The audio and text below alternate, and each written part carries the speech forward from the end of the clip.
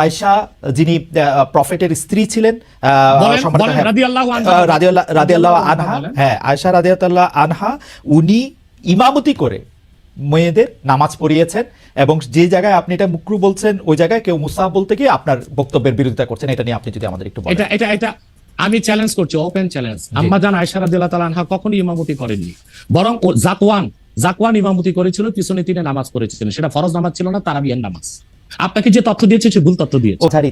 তাকে নিয়েও বলেন যে তিনি কাফের, তাকে আসলে, এবং আপনি যখন আরেকজন ইসলামিক ক্লেরিক, আমরা নাম বলতে পারি ডক্টর মিজানুর রহমান আজহারি, তাকে নিয়েও বলেন যে তিনি কাফের, তাকে আসলে দেশ ছেড়ে চলে যেতে হবে, তখন আমরা একটু কনফিউজ হয়ে যাই। বলছি জি না, কনফিউজ হবেন কেন? আপনি যার কথা বলেছেন সে কি বলেছিল আপনি দেখেছেন তার বক্তব্যগুলো? আমি দেখেছি, কিন্তু তার শোনেন কথা শোনেন। তাকে বলুন, সে তো আমার ছাত্র, তাকে জিজ্ঞেস করুন। 2007 সালে সে আমার থেকে সবক নিয়েছে দারুন রাজাত মাদ্রাসায়। আমি তার টিচার, আমি তার শিক্ষক, এবং তার শিক্ষকরাও আমাকে শিক্ষক মানে। অতএব সে যদি, দেখুন আপনাকে পিছন থেকেই বলতে হচ্ছে, আপনি সময় দিতে হবে আমাকে। আপনি কিন্তু বসে আছেন একা, আমার কিন্তু কয়েক হাজার লোক বসে আছে আমার অপেক্ষায়, একটা শিডিউল প্রোগ্রাম আমি রেখে বসেছি আপনার এখানে। যেহেতু আপনার মাধ্যমে আমার মেসেজটা আমি অনেকের কাছে পৌঁছাতে পারবো। আপনি যে ব্যক্তির নাম নিয়েছেন তাকে আপনি কি দিয়ে তাকে স্কলার বলবেন? লক্ষ লক্ষ লোক হলে স্কলার হয়? এটা কোনো কথা নয়। দ্বিতীয় কথা হচ্ছে সে মুফতি নয়, ফতুয়া দেবার অধিকার রাখে মুফতি। স্কলার হওয়া এক জিনিস, ওয়াইজ হওয়া এক জিনিস, মুফতি হওয়া আরেক জিনিস।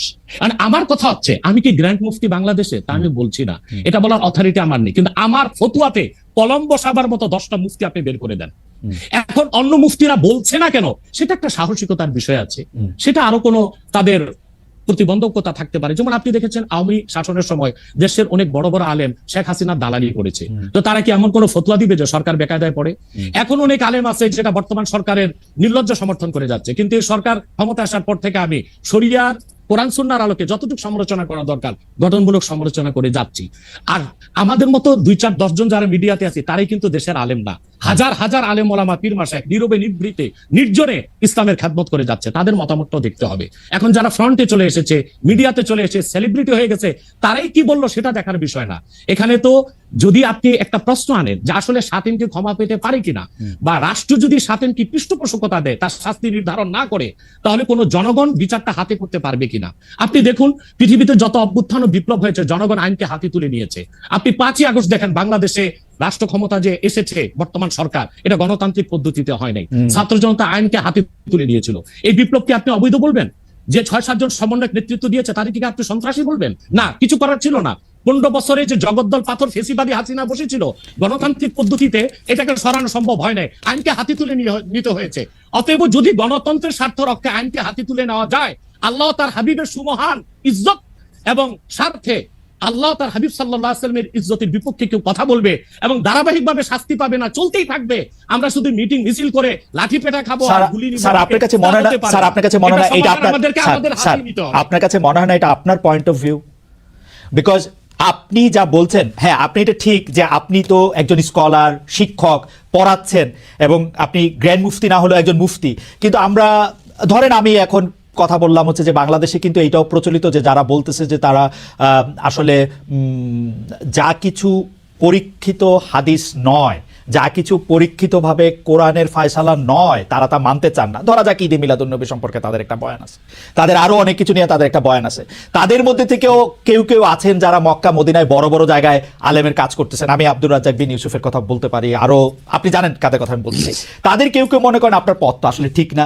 1, 2 হচ্ছে আপনি যার কথা যেভাবে বলতেছেন যে ধরেন মিজানুর রহমান আজহারি কি আসলে একজন স্কলার কিনা। এখন কেউ তো এই প্রশ্ন তুলেছেন যে জনাব এনায়েতুল্লাহ আব্বাসীও যথেষ্ট পরিমাণে এই জায়গায় আছেন কিনা। সেজন্য আমি জানতে চাইতেছিলাম যে আপনি যখন আইন হাতে তুলে নেওয়ার কথা বলেন স্যার, সেইটা কি আপনি কিভাবে তার যোগ্য, এবং আপনি ছাড়া আর কে আছেন এটার মধ্যে যোগ্যতার জায়গায় আর কি?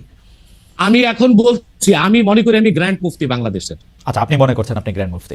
ওকে, এবং এটা আমি চ্যালেঞ্জে ওকে ওকে এইটা বললে আমার ফতুয়ার বিপক্ষে, আমি শোনেন, আমার ফতুয়ার বিপক্ষে যে যাচ্ছে তাকে আমার সাথে বসান, আপনার প্ল্যাটফর্মে বসান। দ্বিতীয় কথা হচ্ছে ঈদে মিলাদুন্নবী নিয়ে যে আপনি প্রশ্ন করেছেন, ঈদে মিলাদুন্নবী সাল্লাল্লাহু আলাইহি ওয়াসাল্লাম নিয়ে অনেক ডিবেট হয়েছে, এবং ঈদে মিলাদুন্নবীর পক্ষে যারা, তারাই বিজয়ী হয়েছে। আর বাংলাদেশে ওলামায়ে দেওবন্দের একটা বিরাট অংশ যারা মূল ধারার, তারা কিন্তু ঈদে মিলাদুন্নবী নিয়ে কখনো বিরোধিতা করে না। কিছুমাত্র স্কলার আছেন যারা কোনোভাবে পার্সেজ হয়ে আছেন তারা ঈদে মিলাদুন্নবীর বিরোধিতা করে।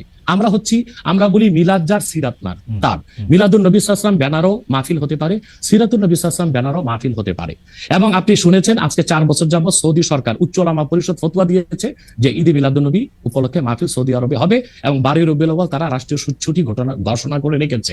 এবং বাংলাদেশে বর্তমান সরকারও যথেষ্ট আলেম ওলামা আছেন যারা কওমি ঘরানার এবং দেওবন্দ ঘরানার, যাদেরকে আমরা আহলে হক মনে করে থাকি, এবং আমরা মনে করি জৌনপুর, ফুরফুরা, সারসিনা, আহলে সুন্নাত, আহলে হক একই ধারাতেই চলে আসছে। তারাও কিন্তু ইসলামিক ফাউন্ডেশনের দায়িত্বে আছে এবং তারা কিন্তু এবারও ঈদে মিলাদুন্নবী ব্যানারে প্রোগ্রাম করেছে এবং আমি সেখানে অংশগ্রহণ করেছিলাম একদিন। অতএব বিচ্ছিন্নভাবে কে কে ঈদে মিলাদুন্নবীর বিরোধিতা করলো, আব্দুর রাজ্জাক সাহেবের নাম বলেছেন, ওনাকেই বসান আমার সাথে কথা বলি, সংলাপ হতে তো কোনো দোষ নাই। ওকে, বা আপনি আরো যাদের কথা বলেছেন তাদেরকে বসান আমাদের সাথে। আচ্ছা, আমার এখানে একটা সম্পূরক জাস্ট প্রশ্ন আছে আইনের ব্যাপারে। যেহেতু তেহরিকে খতমে নবুয়তের শাখা যুক্তরাজ্যেও আছে, এখানেও আছে, আপনি একইভাবে এই কথা বা ভারতের পশ্চিমবঙ্গের কথা বলেছেন, এইখানে যেটা বলছেন সেটা কি যুক্তরাজ্য এবং ভারতের পশ্চিমবঙ্গের জন্য প্রযোজ্য? যুক্তরাজ্যেও যদি কেউ এই ধরনের কথা বলে তাকেও কি আপনি এরকম একটা কথা বলবেন বা বলতে পারবেন? জি জি বলবো। আমি যুক্তরাজ্যে যে সাফার করে এসেছি সেটা শোনেন আগে। 2 বছর আগে আমি যুক্তরাজ্যে গিয়েছিলাম। আমার 7টা প্রোগ্রাম ছিল, 4টা প্রোগ্রাম করতে পেরেছি, 3টা প্রোগ্রাম আমি করতে পারিনি। এবং সেখানে আমার বিরোধিতা করেছিল নাইজেল ফারাজ, আপনি জানেন তাকে, সিএনএন নিউজ প্রেজেন্টার, এবং সে ব্রেক্সিট আন্দোলনের হোতা ছিল এবং সে ব্রিটিশ পার্লামেন্টে মেম্বার ছিল। আমার যেদিন সেন্ট্রাল লন্ডনে প্রোগ্রাম ছিল, নাইজেল ফারাজ লং মার্চের ঘোষণা দিয়েছিল এবং আমি সেখানে যেতে পারি নাই। কেন? নাইজেল ফারাজ 23টা প্রতিবেদন করেছিল আমার বিপক্ষে, তার মধ্যে উল্লেখযোগ্য ছিল যে আমি মুরতাদের শাস্তি মৃত্যুদণ্ড চাই, বাট ব্রিটিশ পুলিশ আমাকে অ্যারেস্ট করিনি এবং ব্রিটিশ পুলিশ আমাকে শুধু প্রোগ্রাম করতে দেয়নি সহিংসতা বেশির জন্য। কিন্তু আমি রানীকে গালি দিয়েছি, সেটাও সেখানে তুলে ধরা হয়েছে। আমি রানীকে গালি দেওয়া যায় ইংল্যান্ডে? হ্যাঁ, মুরতাদের শাস্তি মৃত্যুদণ্ড চেয়েছি, সেইটা 23টা প্রতিবেদন করে আমার এই বক্তব্য ফতোয়াগুলো সেখানে লন্ডনে দেখানো হয়েছে। আমি বাংলাদেশে যে চরিত্র, লন্ডনে সেই চরিত্র, পশ্চিম বাংলায় সেই চরিত্র। ওকে, আমি এবার একটু, আপনি যেহেতু মুফতি এবং নিজেকে পরিচয় দিলেন গ্র্যান্ড মুফতি, আমি একটা বিষয় একটু আপনাকে একটা বিষয় একটু আপনার দৃষ্টি আকর্ষণ করতে চাই। সেটি হচ্ছে যে আপনি মানে আপনার কাছ থেকে বুঝে নিতে চাই স্যার, যে যদিও আপনি আসলেই আমার চেয়ে বয়সে ছোট, কিন্তু আসলে বিদ্যায়, বুদ্ধিতে, শিক্ষায়, অনেক কিছুতে, মানে জ্ঞানে আপনি আমার চেয়ে বড় বলে আপনাকে স্যার সম্বোধন করতে হবে না। আপনি বলেছেন যে মসজিদে গিয়ে নারীদের জন্য বা মহিলাদের জন্য জামাতে নামাজ আদায় করা মাকরু, কিন্তু আমি আপনার এই বক্তব্যটার পরিপ্রেক্ষিতে আমি দেখতে পাচ্ছি যে এটা তো বরং মাকরু নয়, কেউ কেউ এটাকে মুস্তাহাব বা এনকারেজ বলতে চান। অনেকে উদাহরণ দিচ্ছেন আয়েশা, যিনি প্রফেটের স্ত্রী ছিলেন, রাদিয়াল্লাহু আনহা, হ্যাঁ আয়েশা রাদিয়াল্লাহু আনহা, উনি ইমামতি করে মেয়েদের নামাজ পড়িয়েছেন, এবং যে জায়গায় আপনি এটা মুকরু বলছেন ওই জায়গায় কেউ মুস্তাহাব বলতে গিয়ে আপনার বক্তব্যের বিরোধিতা করছেন। এটা নিয়ে আপনি যদি আমাদের একটু বলেন। এটা আমি চ্যালেঞ্জ করছি, ওপেন চ্যালেঞ্জ। আম্মা জান আয়েশা রাদিয়াল্লাহু তাআলা আনহা কখনো ইমামতি করেননি, বরং জাকওয়ান ইমামতি করেছিল, পিছনে তিনি নামাজ পড়েছিলেন। সেটা ফরজ নামাজ ছিল না, তারাবিয়ার নামাজ। আপনাকে যে তথ্য দিয়েছে সে ভুল তথ্য দিয়েছে। ওকে, সেটা মেয়েদের নামাজ পড়াটা মুস্তাহাব কিনা? এক। দ্বিতীয় হচ্ছে আল্লাহ হাবিব সাল্লাল্লাহু আলাইহি ওয়াসাল্লামের নূরের জামানায় মসজিদ নববীতে মহিলাদেরকে এলাও করা হতো, তারা নামাজে আসতেন। কিন্তু আল্লাহ হাবিব সাল্লাল্লাহু আলাইহি ওয়াসাল্লাম মহিলাদেরকে নিরুৎসাহিত করেছিলেন, নিষেধ করেন নাই। কারণ মহিলাদেরও দিন শেখা বাকি ছিল এবং আল্লাহ হাবিব সাল্লাল্লাহু আলাইহি ওয়াসাল্লামের কাছে ওহী আসতো, সেজন্য মহিলাদের নিষেধ করা হতো না, তারা মসজিদে আসতেন। হযরত ওমর রাদিয়াল্লাহু তাআলা আনহু তার খেলাফতের সময় বলেছেন মহিলাদের জন্য ঘরেই নামাজ পড়াটা উত্তম। তখন প্রচুর পরিমাণ সাহাবী উপস্থিত ছিলেন, তারা হযরত ওমরের এই কাজে কেউ বাধা দেননি। সেজন্য মহিলাদের মসজিদে আসাটা হারাম নয়, মাকরু বলা হয়েছে জামাতে আসা। কারণ আম্মাজান আয়েশা রাদিয়াল্লাহু তাআলা আনহা নিজেও বলেছিলেন যে বর্তমানে মানে 1500 বছর আগেই আম্মাজান আয়েশা বলেছেন যে এখন মহিলাদের মসজিদে না আসাই উচিত।